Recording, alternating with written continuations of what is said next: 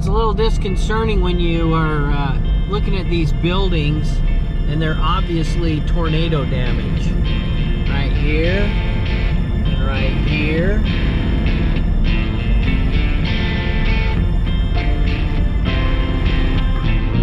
We are in Tornado Alley. And what did you find about the tornado, Ange? That it was February 23rd this year.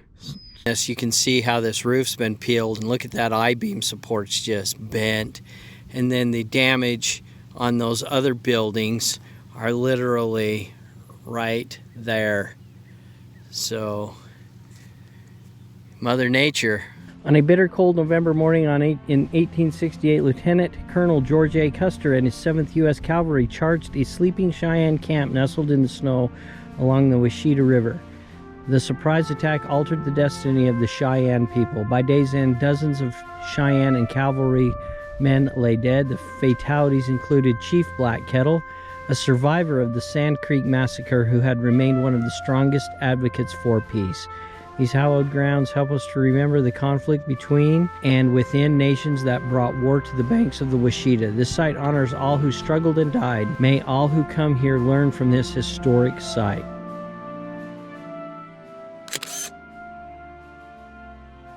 Angie is going to remove our Oklahoma sticker and put it on our sticker map, our travel map. We're almost done.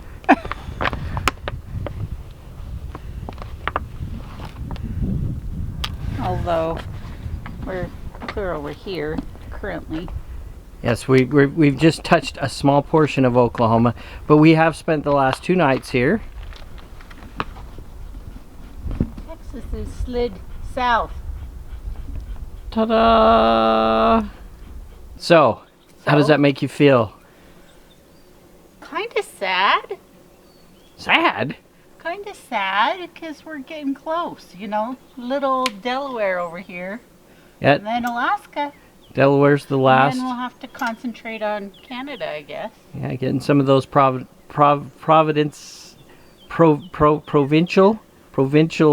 places up in Canada. Well, some of them don't. They're pretty remote. Yeah. Yeah, some of them, I don't even know if you can access them by road. I mean, we'll probably go here. Well, we want to hit the Yukon on our way to Alaska. The Yukon's right above British Columbia. And we have been to Alaska and Hawaii. It's just this map represents where we have RV'd. Right, right.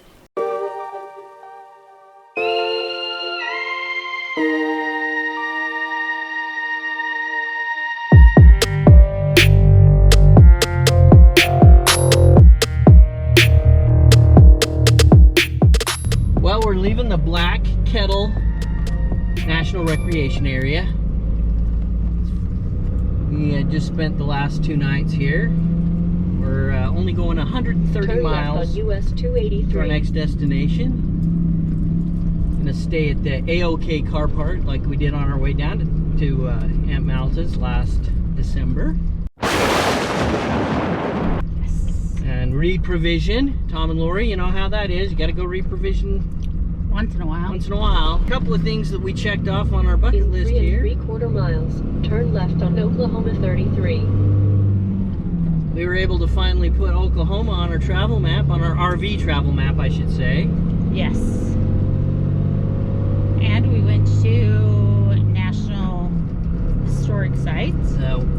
Okay, now I was not pronouncing it correctly before. I was pronouncing it Washita, and it's Washita. The Washita National Historical Site. Again, another sobering reminder of the history of our country. Yes.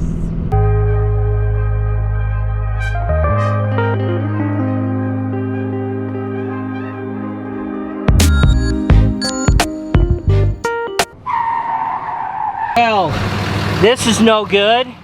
I just got pulled over and I've got busted lug nuts. I've got one lug nut holding that tire on. One. What's local? Is there a shop anywhere near?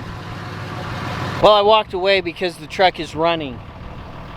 But I started to feel a little bit of a shimmy shake. Got pulled over and discovered that 7 of my 8 lug nuts have been sheared off on my truck. It's pretty crazy. Fortunately, we are literally in Miami, Texas. We are just on the outskirts. I've contacted an individual who's going to come out here and assess it, see if he can get the parts. It's part of the life. Well, this is odd watching my truck or my trailer go without being behind my truck. Oh yeah. Oh yeah. Perfect.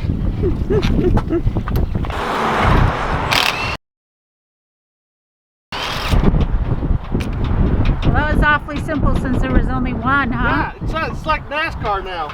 Jill ran with 1.5 lug nuts on. We'll see if we can make it to the shop.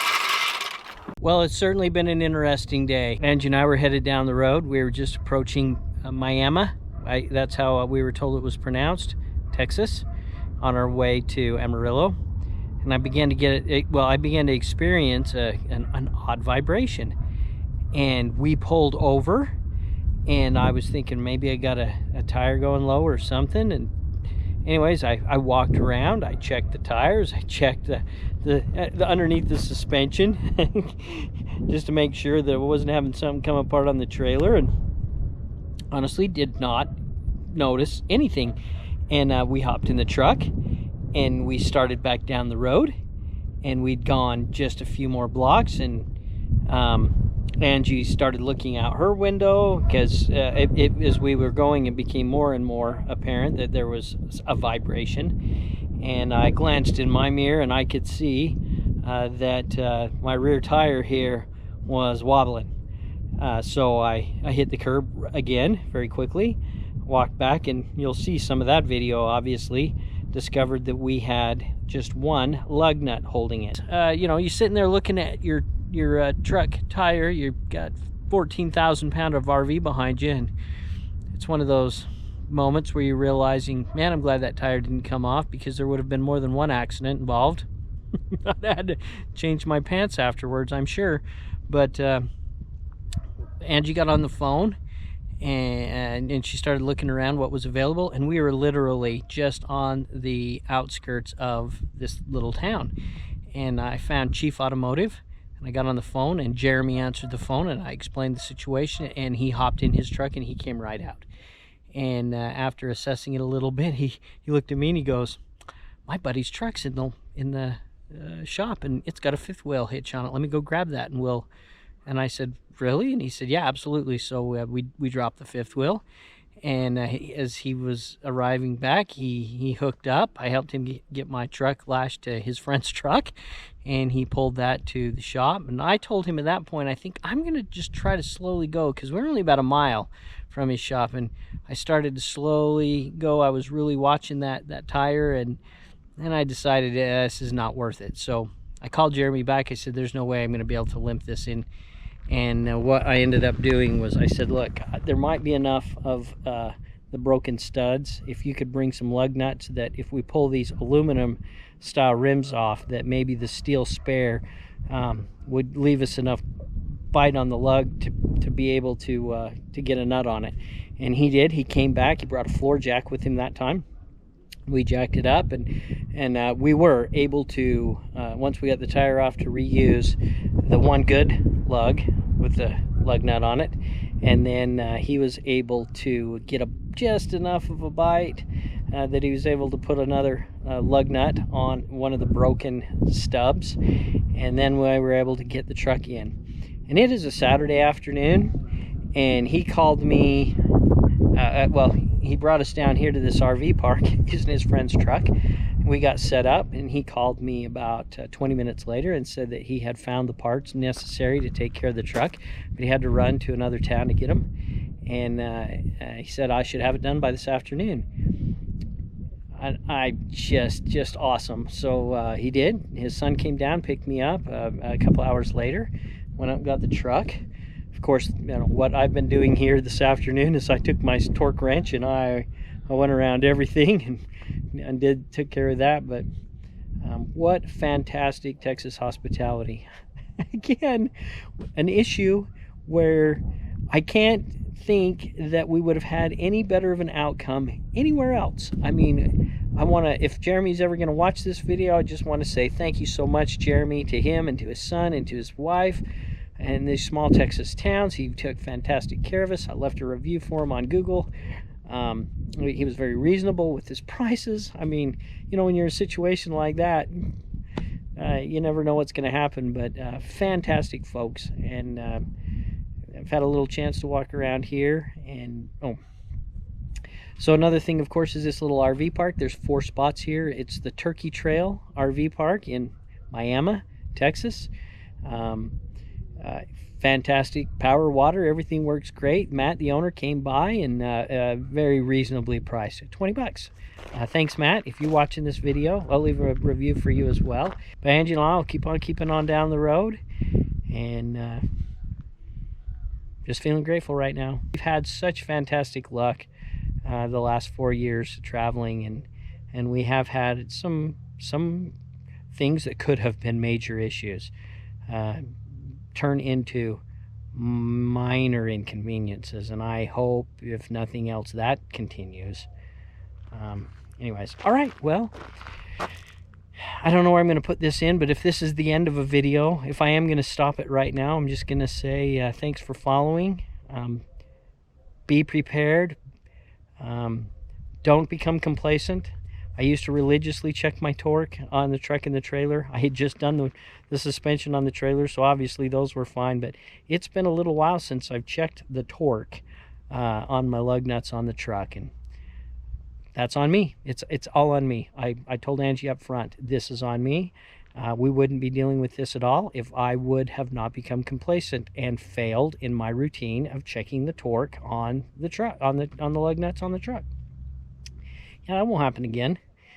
I mean, I know they have these aluminum wheels are prone for this kind of stuff, but it's been done now. Anyways, so if you like the video, give us a thumbs up. If you haven't already, please subscribe and follow Angie, Jazz, and I on our journey. Thanks, everybody. What are you doing? Check your tire pressures. I'm doing my job.